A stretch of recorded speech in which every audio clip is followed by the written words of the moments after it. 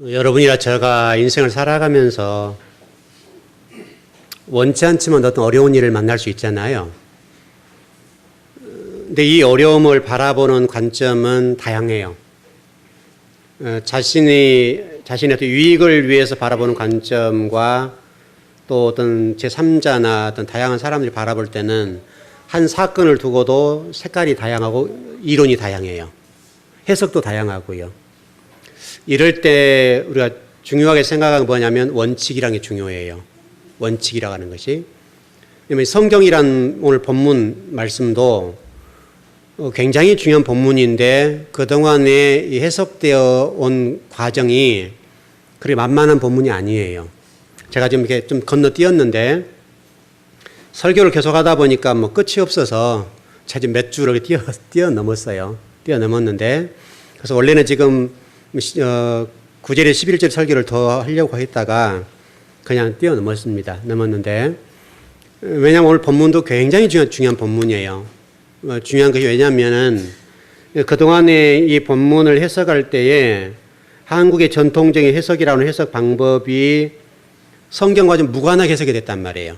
근데 모든 교회와 성도들이 성경에 말씀하는 본문과 다르게 해석되어진 것이 맞다고 생각했다고요. 그러니까 이제 이게 굳어졌잖아요. 이제 굳어진 것을 깨트린 것은 어려운 건데 그래도 우리는 분명하게 배워야 돼요. 왜냐하면 성경 말씀이 말씀하려고 하는 정말 본래 그 의도와 하나님이 이 말씀을 통해 전달하고 싶어 하시는 본래 하나님의 뜻과 계획들을 정확하게 보는 것이 중요해요. 왜냐하면 이 본문을 지금 관점에 해석해 버리니까 문제가 생기는 거예요. 적어도 이 본문은 2000년 전에 선포된 말씀이에요. 여러분 분명하죠? 2000년 전에 선포된 말씀이기 때문에 2000년 전에에서 어떤 수사학적인 관점, 종교, 정치, 문화, 또 그 당시에 어떤 사람의 가치관들, 또 당시에 세계를 지배했던 여러 상황들, 이 모든 것들을 종합적으로 분석하고 그때 이 말씀을 왜 하셨는가를 알지 못하면 해석이 달라지는 거예요. 여러분 그러지 않겠어요? 여러분 지금 시대에 보세요. 우리가 지금 우리 젊은 친구들이 쓰는 언어들이 어른들도 해석이 힘들죠. 여러분 굉장히 힘들어진다고요 지금. 그러니까 벌써 10년 전에 사용하지 않았던 언어들이 굉장히 많아졌죠. 많아질 정도가 아니라 신생 언어라고 합니까? 새로운 언어들 굉장히 많이 생겨났어요. 근데 과거 10년 전에 살았던 사람들은 또 그 당시 죽었던 사람들은 못 들어보고 죽은 언어가 너무 많아요. 그래서 2000년 전의 언어라고 하면 어떻게 했어요, 여러분? 지금과는 전혀 다른 내용이라고요. 그러니까 적어도 2000년 전에 이 본문 2000년에 해석하려고 한다면 2000년 전에 이 상황으로 들어가지 않고는 본문을 해석할 수가 없어요. 그래서 오늘 본문을 들어가 보려고 그래요. 그동안에 이 본문이 해석되는 것들이 상당히 이상하게 해석되어져 가지고 성도들이 하나님을 이해할 때 또 미래 종말을 이해할 때 굉장히 하나님 두려운 하나님, 무서운 하나님 이렇게 이해했다고요. 그래서 잔인하고 무섭고 두렵고 공포스러운 하나님 이렇게 이해를 한 거예요. 이렇게 이해하다 보니까 성도들이 교회 출석하는 이 부분은 좀 좋아질 수는 있지만은 하나님 원래 전하시려고 했던 의도와는 전혀 상관없이 본문이 전해졌어요. 한번 뒷부분을 좀 더 해석을 해드리겠는데 오늘 본문이 어떻게 보면 성경 말씀 가운데 곡해된 본문 가운데 상당히 많이 그 부분을 차지해요. 곡해됐어요. 곡해되어서 해석되었는데 우리는 그렇게 알고 왔다고요, 지금까지. 그래서 하나님을 이해할 때는 요한계시록 이해할 때는 정말 복음 중에 복음이 요한계시록이거든요, 여러분.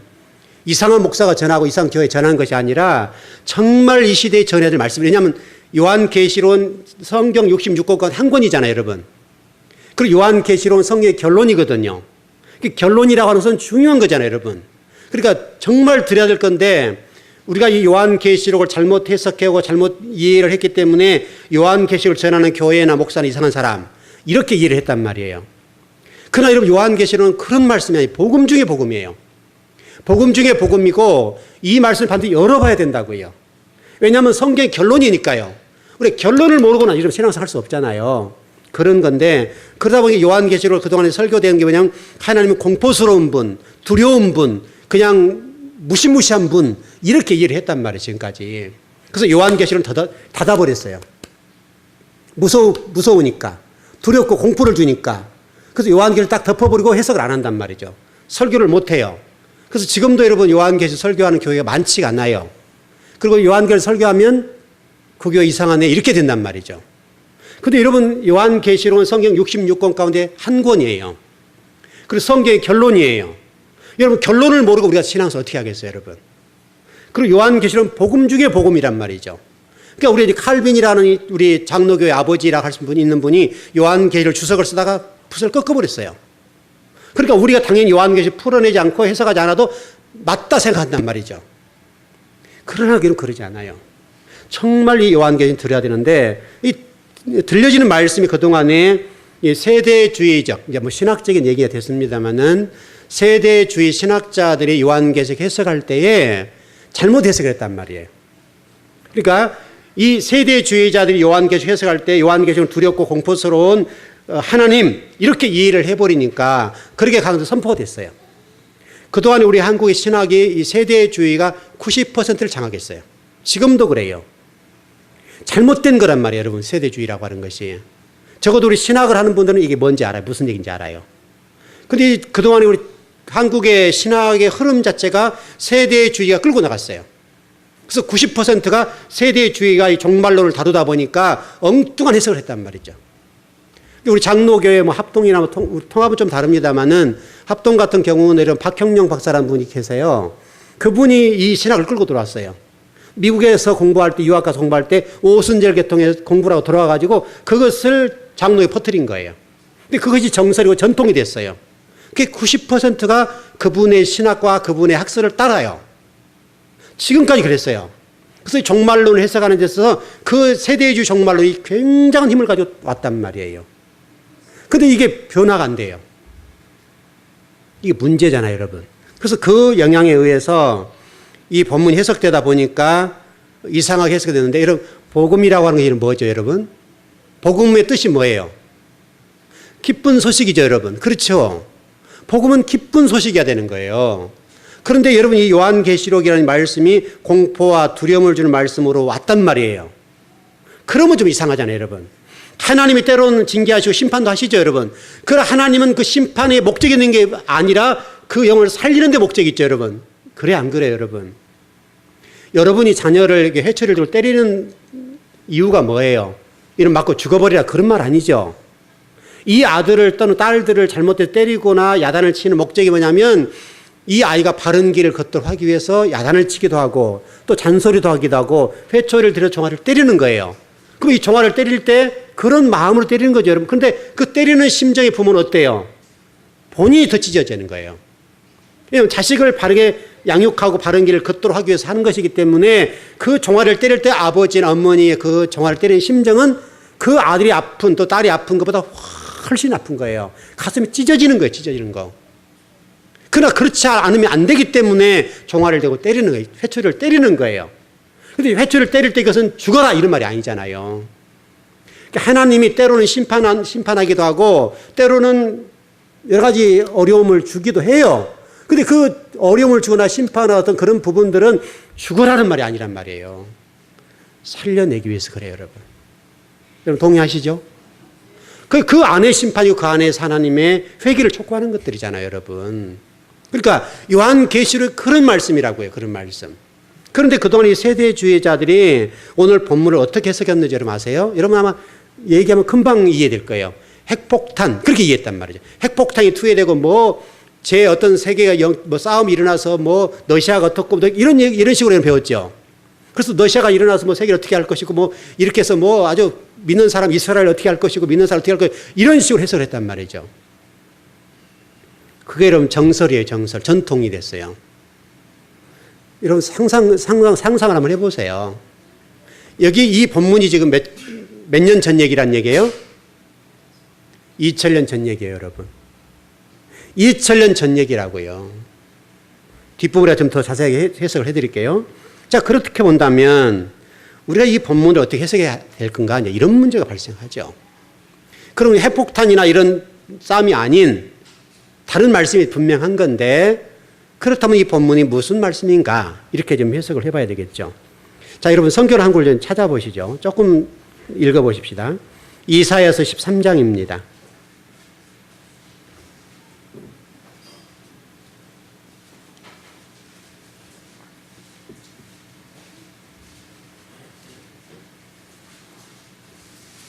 이사야서 13장 6절에서 10절입니다. 여러분 잘 읽어보셔야 돼요. 오늘 본문과 거의 유사한 단어들로 되어 있습니다. 13장 6절에서 10절입니다. 예, 한 목사님 읽어보시죠. 시작. 너희는 애곡할지어다. 여호와의 날이 가까웠으니 전능자에게 멸망이 임할 것이미로다. 그러므로 모든 손에 힘이 풀리고 각 사람의 마음이 녹을 것이라. 그들이 놀라며 괴로움과 슬픔에 사로잡혀 해산이 임박한 여자같이 고통하며 서로 보고 놀라며 얼굴이 불꽃 같으리로다. 보라, 여호와 날 곧 잔혹이 분냄과 맹렬히 도는 이르러 땅을 황폐하게 하며 그 중에서 죄인들을 멸하리니 하늘의 별들과 별 무리가 그 빛을 내지 아니하며 해가 돋아도 어두우며 달이 빛을 비추지 아니할 것이로다. 예, 더 있습니까? 예, 10절까지. 맞아요? 예, 10절까지. 여러분 본문 그만 읽어보셨지만은 오늘 본문과 비슷하죠? 여러분 이 본문이 지금 어떤 말씀이에요? 본문이 누구에 관한 말씀이에요? 이 본문이. 지금 누구를 심판하겠다는 거예요? 바벨론 얘기예요, 여러분. 바벨론. 바벨론을 심판하겠다. 이사야 선지자를 통해서 말씀하는 거예요, 여러분. 바벨론을 심판하겠다는 말씀이라고요. 바벨론을. 이게 역사적으로 이게 증명된 사실이잖아요. 바벨론을 심판하는 사건에 대해서. 34장 4절을 제가 읽어드릴게요.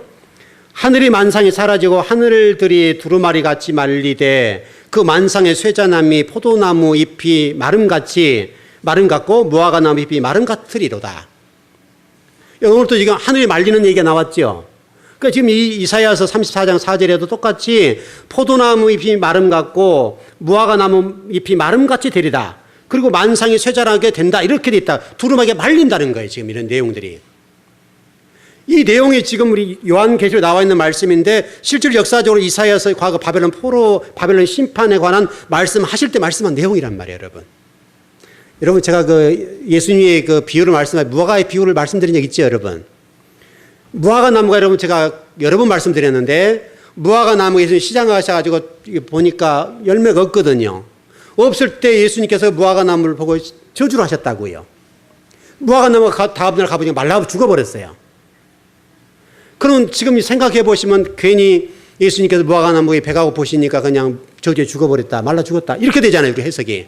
그래서 그 내용들을 우리가 그동안에 한국 교회가 어떻게 해석했습니까, 여러분? 여러분 하나님 앞에 충성하지 않으면 이렇게 됩니다. 하나님 심판과 저주를 당합니다. 이렇게 해석했잖아요, 여러분. 그런 말씀이 아니라고요, 여러분. 비유예요, 비유. 비유란 사실 잊어버리면 안 돼요. 비유란 말은 하늘의 언어를 어떤 백성들이 전할 때 못 알아들으니까 이해하도록 전한 거죠, 여러분. 왜냐하면 하늘의 언어를 하나님의 방법과 수준으로 말하면 못 알아듣잖아요. 못 알아들으니까 이해할 수 쉽도록 무화과는 비유를 통해 말씀. 무화과 비유라고 그러잖아요. 비유. 그 당시 배경으로 들어가 봐야 돼요. 그 당시 로마가 이스라엘 유대인들을 핍박하고 죽이고 그럴 때 초대교회 성도들 그럴 때잖아요, 여러분. 그러니까 많은 사람들이 로마의 두려움과 공포 또 죽임당하고 정말 찢기고 배가 고프고 이러다 보니까 카타콤으로 이게 굴록으로 들어가 볼 때잖아요, 여러분. 그리고 사도 요한 같은 바벨론 그 반모성에 유배되는 상황들이고 찢기고 죽이고 어떤 굉장히 힘들 때란 말이죠. 그 많은 그리스도인들이 배교하기 시작했어요. 로마 황제를 신으로 섬기기 시작했다고요. 왜? 배가 고프니까. 또 죽임 당하고 싶지 않으니까 이런 두려움이 생겼단 말이죠. 그러니까 예수님께서 지금 그들을 향해서 희망의 메시지, 비전의 메시지를 전해주는 거예요.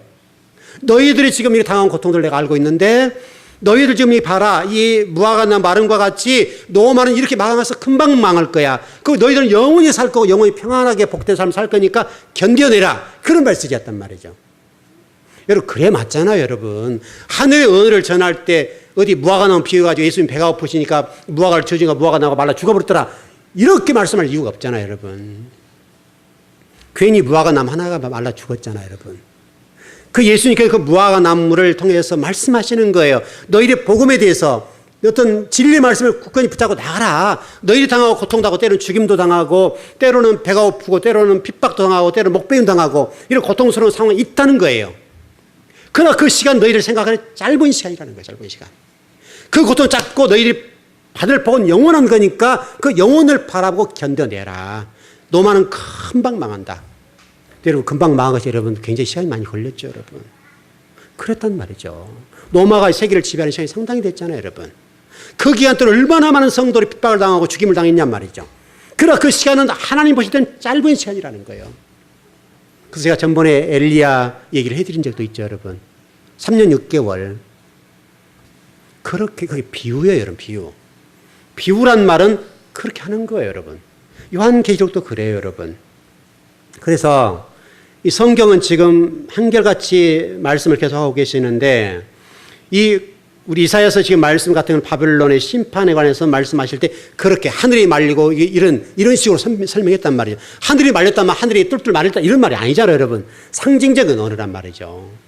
상징적인 언어로 그렇게 표현한 거예요. 우리 성경을 한번 더 보죠. 에스겔 32장 한번 보시죠.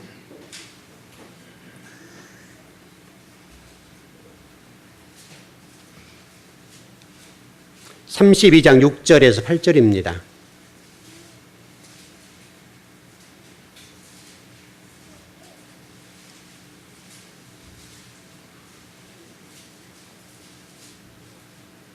예, 에스겔 32장 6절에서 8절입니다.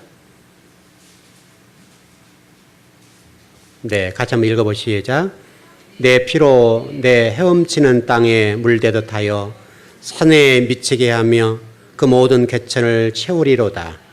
내가 너를 불 끄듯 할 때에 하늘을 가리어 별을 어둡게 하며 해를 구름으로 가리며 달이 빛을 내지 못하게 할 것이며 하늘의 모든 밝은 빛을 내가 내 위에서 어둡게 하여 어둠을 내 땅에서 베풀리로다. 주 여호와의 말씀이니라. 여러분 이 본문은 누구에 관한 심판의 말씀인가요? 애굽입니다. 여러분 애굽. 그러니까 하나님이 지금 바벨론 아까 우리 이사야 34장은 에돔 얘기거든요.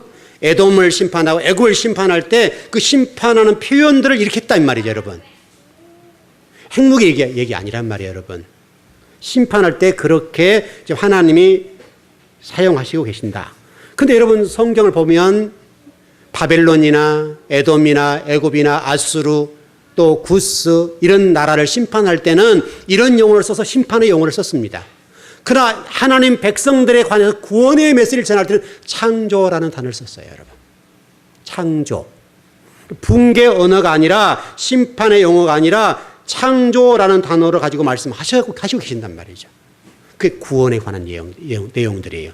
그 창세 1장에서 여러분 창조 얘기가 나옵니다만은 그것은 바로 저와 여러분 구원해 주는 얘기예요. 구원. 그래서 시기 얘기를 좀 설명을 드리는 것처럼 우리를 진리 말씀으로 기경하고 어떤 잘라내고 부숴서 우리의 자아들을 잘라내고 하나님의 어떤 성품에 이르도록 하겠다라고 하는 창세 1장이잖아요. 그렇게 우리 만들어 가시겠다는 것이 하나님의 생각이란 말이죠.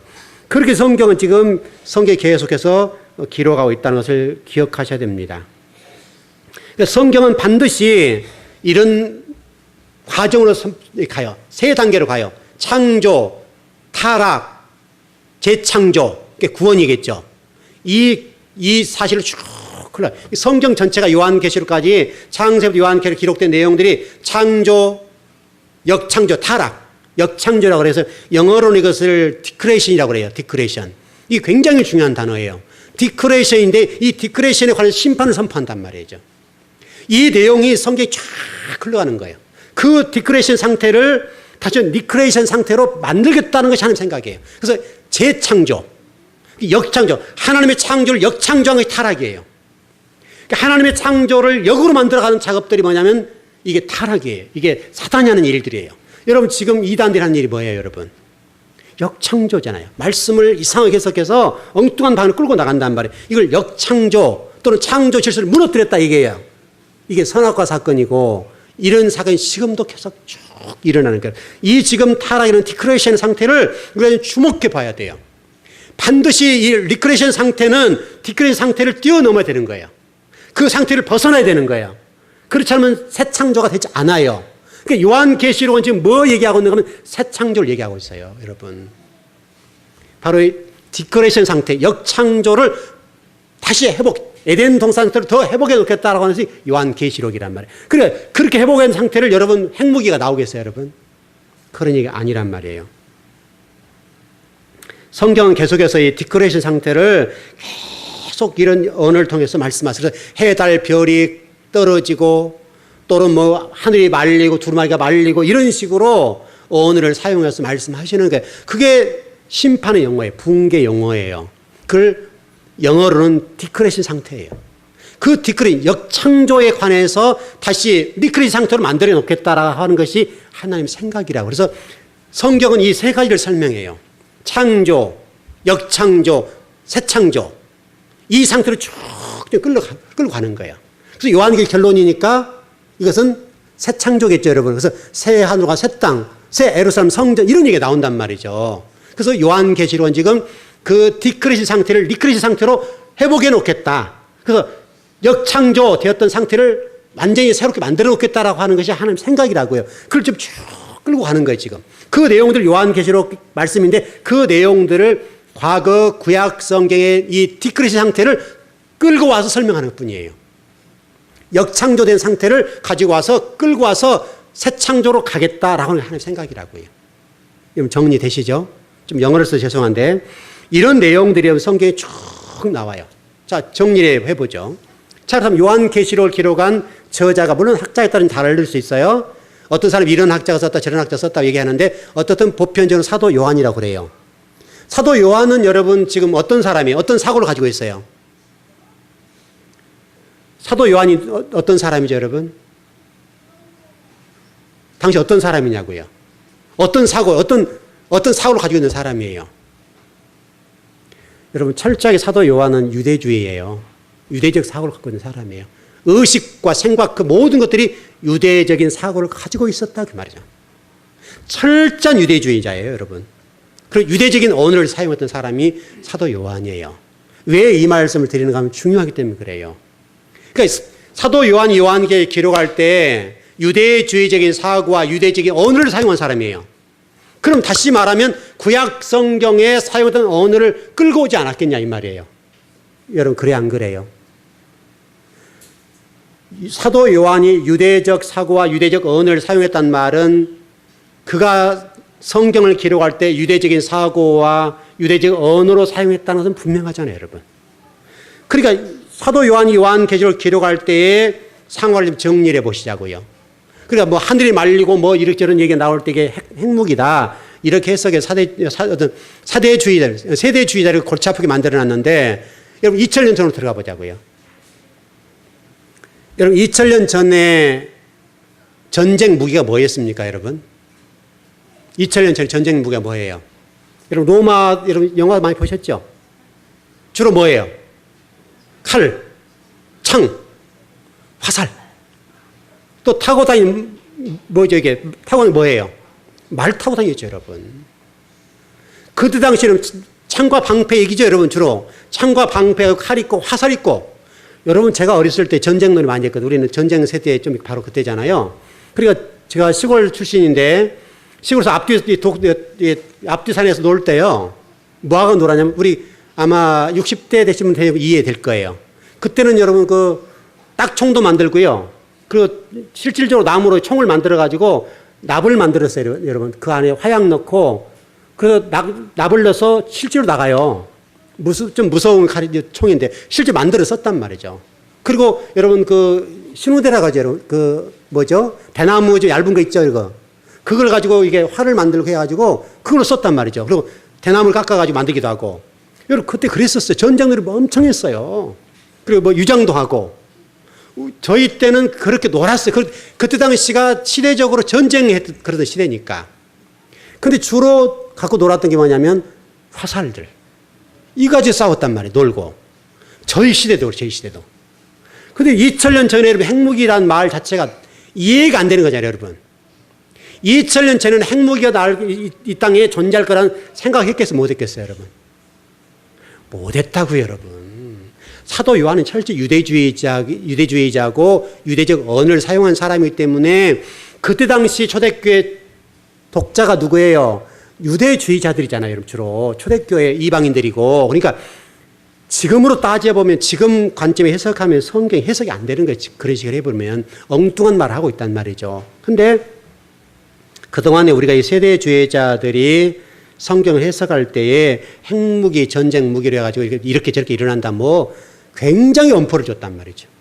성도들이 두렵고 공포스럽고 그랬는데 이 내용들은 그런 내용이 아니라고요, 여러분. 그러니까 어떤 나라를 심판할 때 사용하는 언어들이에요. 핵무기가 등장할 때도 아니고 핵무기가 있을지도 몰랐다고, 여러분. 감히 2000년 전에 어떻게 핵무기 얘기가 나와요, 여러분. 왜냐하면 본문의 해석이 2000년 전에 해석을 해야 될 거 아니에요, 여러분.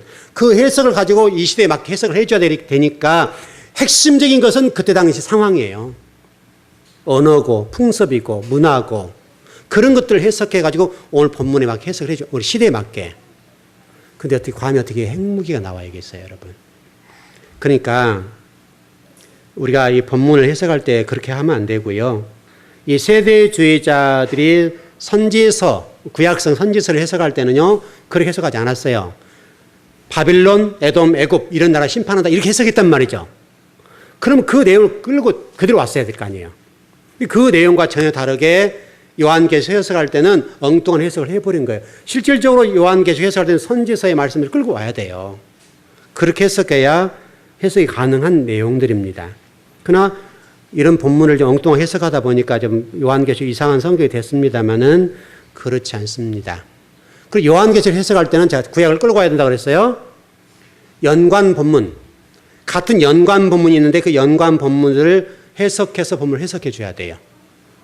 그 가운데 가장 핵심적인 게 뭐냐면 소계시록이에요. 감난산 강화라고 그러는데 여러분 예수님이 친히 종말에 관해서 말씀하신 내용이 성경에 기록됐어요. 그 소계시록을 확 열어준 게 뭐냐면 계시록이에요. 소계시록은 종말을 짧게 얘기했다, 핵심만 얘기했다 그 말이거든요. 그러니까 예수님께서 친히 하나님 나라 종말을 설명할 때 이럴 거다라고 설명했단 말이에요. 그러니까 이 내용을 가지고 사도 요한이 풀어놓은, 해석해 놓은 거예요. 해석해 놓은 게 뭐냐면 요한계시록이에요. 이해되시죠? 하나님 대신 예수님이 계시록, 종말은 이렇다라고 딱 선을 그어놨단 말이에요. 그 선 그어놓은 것을 해설해 준 게 요한계시록이.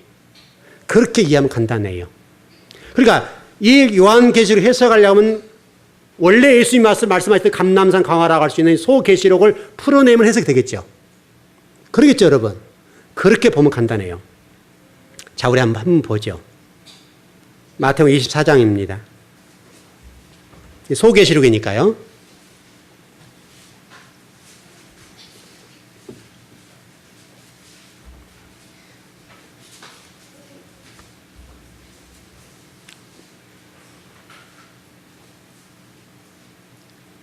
예, 24장 29절에 33절입니다.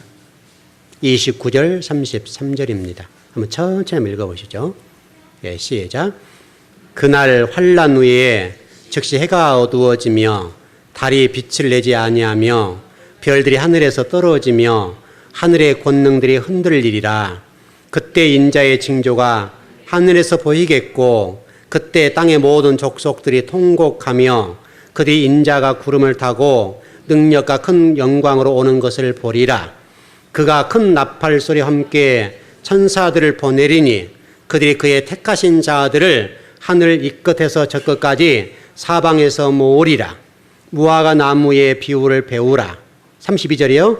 그 가지가 연하여지고 잎사귀를 내며 여름이 가까운 줄을 아나니 이와 같이 너희도 이 모든 일을 보거든 인자가 가까이 곧 문 앞에 이른 줄 알라. 여러분 이게 지금 누구에 관한 얘기죠? 무슨 얘기죠? 이 내용 핵심이 뭐예요? 이 본문이 누군가를 심판하겠다는 얘기인데 어디 심판에 관한 얘기예요? 어디 심판이죠, 여러분? 앞뒤를 봐보세요, 여러분. 앞뒤를. 성경을 볼 때는 앞에를 보시면 돼요. 근데 이 본문은 예루살렘 성전을 심판하겠다는 얘기예요. 맞죠, 여러분? 마태복음 24장 말씀은 앞 내용들을 여러분 읽어보시면 예루살렘 성전을 심판하겠다는 말씀이 자연계 파괴가 아니라 예루살렘 성전을 심판하겠다는 거예요. 제가 아까 디크레이션 얘기했어요. 역창조, 그럼 리크레이션 얘기했어요. 재창조 얘기했어요. 그러니까 창조라는 상태에서 우리 인간들이 디크레이션, 역창조를 해버렸다고요. 그 역창조한 것을 없애버려야 새 창조가 되죠. 그렇죠. 바로 예루살렘 성전이 원래는 굉장히 좋은 것이었어요. 하나님이 성민된 이스라엘 백성들에게 하나님이 좌정하시는 예배당했다고 예수께서. 성전은 유일하게 하나예요. 근데 그 성전이 어땠다는 거예요, 지금? 하나님의 의도와 하나님의 생각과 다르게 흘러갔다는 말이에요. 성전이 역창조된 상태가 되어버린 거예요. 질서가 무너진 거예요. 그러니까 하나님은 이 예루살렘 성전을 심판하고 어떻게 하겠다는 거예요? 새로운 걸 만들겠다는 거예요. 그게 뭐예요, 여러분? 그게 교회라고 해요, 교회. 여러분이요, 여러분. 예루살렘 성전을 심판하고 바로 여러분들 세워서 하나님의 창조 질서를 회복해 놓겠다고 하는 것이 지금 마태복음 24장에 예수님께서 종말을 선포하면서 소계시를 통해 말씀하신다고요. 심판 없는 창조는 없어요. 그러니까 돌 성전에서 여러분의 성전으로 교회로 바뀌는 거예요. 여러분이 교회죠, 여러분. 여러분으로 이제 바뀌었다. 그것을 지금 성경이 말씀하고 있는 거예요. 그러니까 하나님이 예루살렘 성전을 무너뜨리고 그 무너뜨린 그 자리에 저와 여러분을 세워놓겠다는 거예요. 이게 여러분 계시록이에요, 여러분.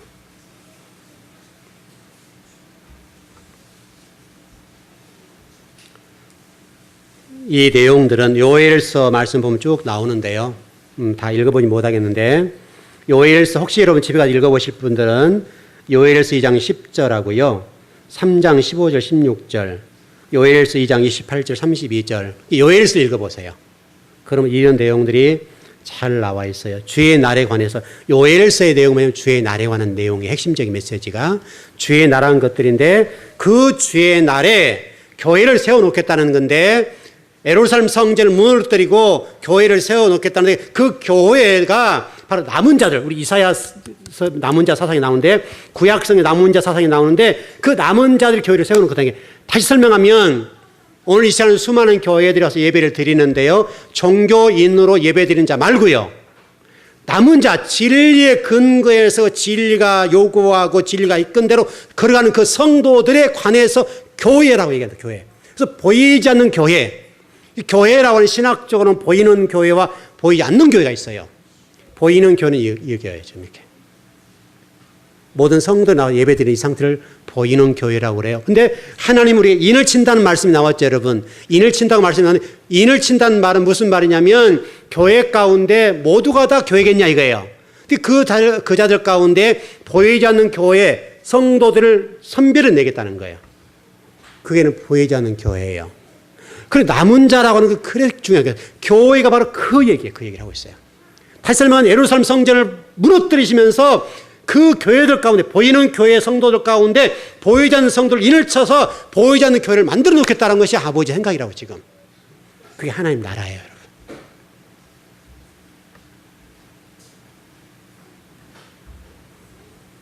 여러분. 여러분 그래서 신앙생활은요 종교인으로 머물 정도 가지고는요 교회가 못 돼요.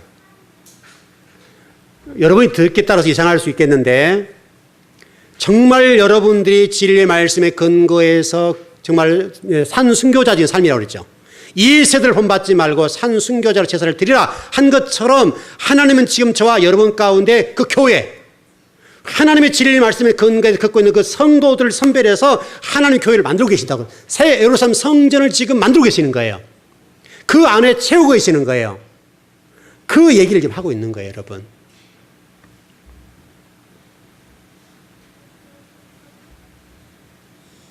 이런 내용들은 성경에 굉장히 많이 나와요.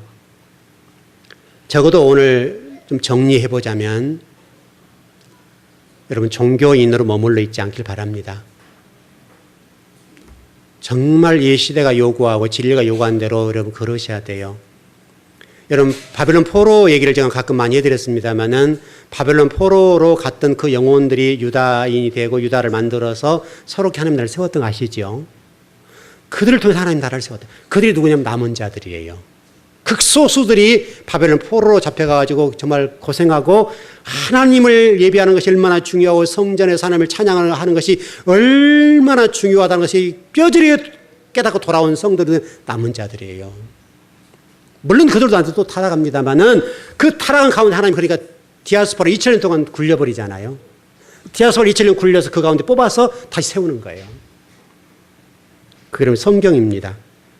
그래서 이 해와 달과 별 이런 것들이 어두워지고 무너지고 떨어지고 이렇게 나오는데 이 상태를 디크레이션 상태로 얘기해요. 그래서 이 떨어진 상태는 리크레이션 상태, 재창조, 새 창조 이렇게 정리하면 돼요. 그러니까 여러분들이 좀 누구냐면 새 창조, 새 피조물, 이전 것은 지나가서 새로운 피조물이라. 여러분 맞아요, 틀려요? 새로운 피조물이라.